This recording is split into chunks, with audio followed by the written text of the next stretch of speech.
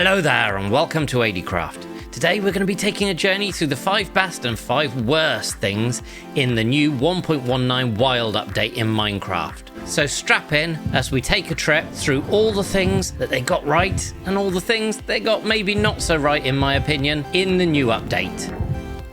There is a very big disclaimer though, and that is all these things, in my opinion, you may not agree with them. They're just things that I think could have been done a little better in the game. And also it's absolutely fantastic that we do get a game that gets such regular updates and so many things that we get for free having bought the game once. That being said, let's start the countdown.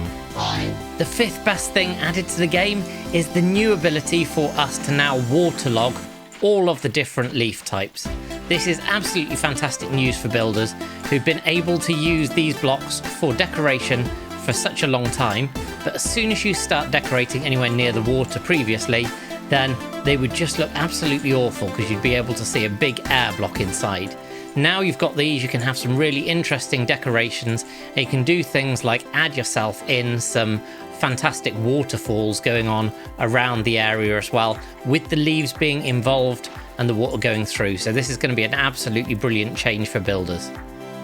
My number 5 worst thing added is the goat horns. To me, they just don't really serve any purpose. You can get 8 different sounds, 4 from the regular goats and 4 from only the screaming goats.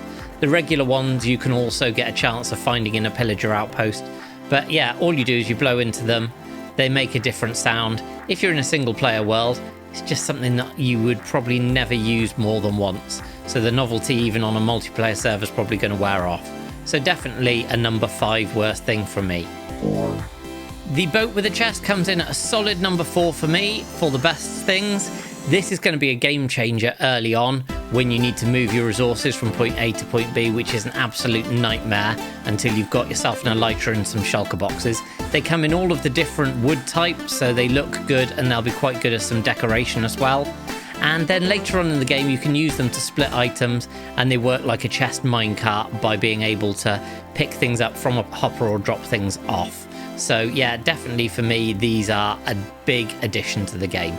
Number 4 worst thing at the moment is the rareness and the fact that Allays aren't renewable. You can get them in little cages that sometimes spawn around pillager outposts, and as you can see, this one hasn't spawned with one. So even though you could find a pillager outpost, doesn't mean you're going to get your hands on an Allay. They're also quite weak, so even though they do regenerate health, they can perish reasonably easily. You can find them in woodland mansions as well, but of course you need to travel a long way to even find a mansion, and that means that you also need to find one that's got a jail room. But when you do, they do come in slightly bigger numbers, so that's good. But still, for me, they do need to be renewable at some point in the future for people to be able to rely on them. The 3rd best new thing is actually these dudes here, in my opinion. The frogs. Not only do they look absolutely adorable with their little croaky faces, but you can get 3 different varieties of them, from the hot areas, from the moderate areas, and from the cold areas. And the best thing about these guys is, first of all, you can breed them using slime balls, and you can actually get yourself a new light block, the frog light. These are directional, so depending on which way you place them will have a different face, so you can actually use these for decoration. And you've got the pearlescent, the verdant and the ochre ones, and you get these from when a frog will eat a small one of these magma cubes, and these are a great way to get a new renewable light source. Plus, as I say, they're absolutely awesome. The 3rd worst thing for me in the game is the renewability of mud and how difficult it is to get hold of mud bricks.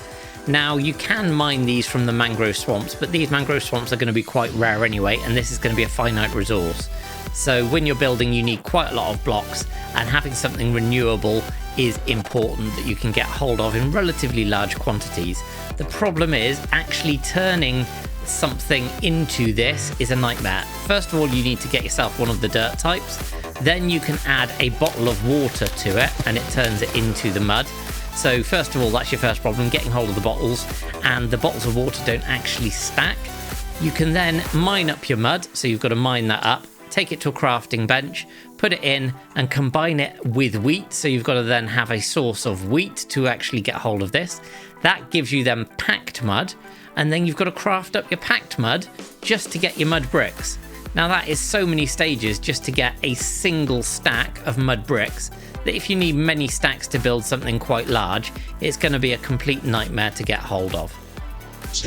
The second best thing added to the game in this update is, for me, the opportunities in terms of redstone. Now, I'm not a big redstoner, but even I can see some of the benefits of these. We've got these little Allay dudes who are firstly incredibly cute. Hello there, mate. And they can also be used if we just drop off some of the items here to pick up the items, and they will bring the items either back to you, or you can lock them or link them to a note block, and then they'll drop some of the items off at the note block for you. So you can create sorting systems where these guys will pick up the items and bring them to any place that you want. On top of that, it's not just that, we've got the sculk sensor, which will allow redstone to travel wirelessly, which is fantastic. And we've also got the sculk catalyst and sculk blocks that can create and can store XP. So mob farms where you can actually store XP are now going to be a thing. And yeah, all of these things combined are fantastic to add to the game. Back in the mangrove swamp for the number 2 worst thing, and that is going to be getting hold of the new wood.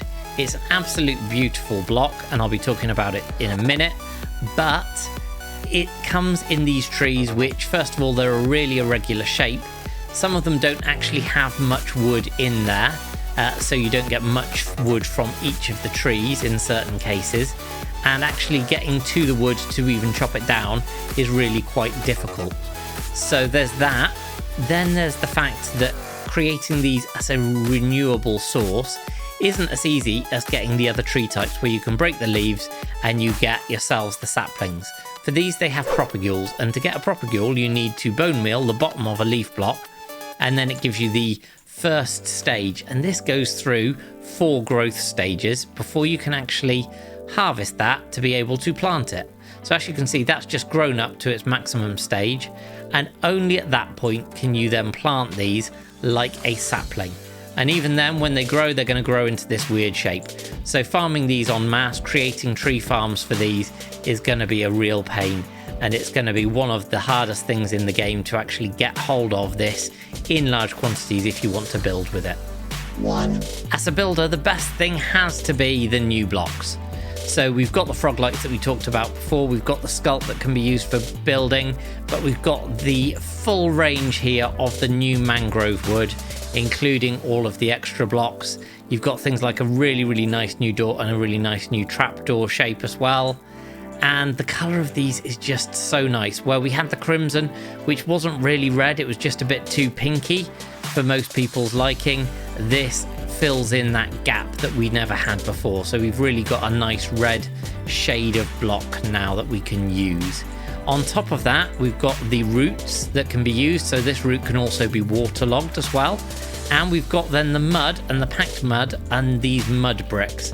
These are going to be brilliant for building different styles from medieval, something which Minecraft really, really does need, something to break that medieval meta. So these are going to be a great addition. So these are absolutely 100% my favorite thing in this new update. So a very controversial opinion for my worst element of this update, and that is I really am not a fan of the Warden or the Deep Dark. And there's a couple of reasons for this. So first of all, let's look at the obvious. Down here, the loot that you get is just not really worth it. You can get better loot in the end. You can get better things elsewhere in the game through things like villager trading and piglin trading. So there's no drive to come down here. If there was going to be something more, I wish they'd held off doing this whole thing until they had something that you could get to through that portal, so there was a genuine reason to come back time after time.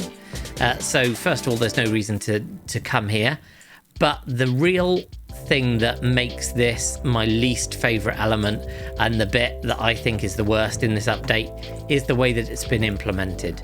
Minecraft is a sandbox game, and you're encouraged all the way through the world to play it in any way that you see fit. However, where it's come to the implementation of the Deep Dark, no, you have to play it in one way. You have to be scared of the Warden. You have to run away from the Warden.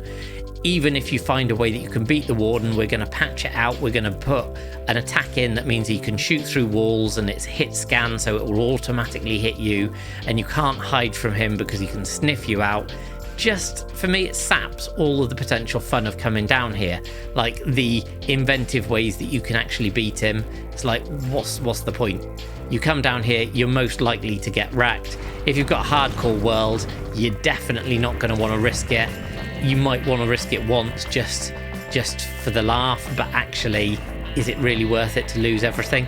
And even if you do kill him, he'll just come back. He doesn't drop anything. And the other way to get rid of him, again, completely not fun. You just have to avoid him and stand still for a minute, and then he'll go away until another one spawns. So for me, there's nothing down here that's worthwhile, and I'm just not a big fan. I do hope that they make something more to it in the future, because it would be really nice to add to the lore of Minecraft to have this, but at the moment, just the way that's implemented hasn't sat well with me, and so that is my number one worst thing in the update. So those are the 5 things that I like the most about this update and the 5 things that I like the least about this update. It's worth reminding you that this video isn't meant to upset anybody, and it's definitely not throwing shade at Minecraft or at Mojang. I love Minecraft, the game is absolutely fantastic, and I love the Mojang team. The devs there are absolutely brilliant and they do such a fantastic job. It's just some of the things don't match up with the way that I like to play the game, and that's all that this video is showing.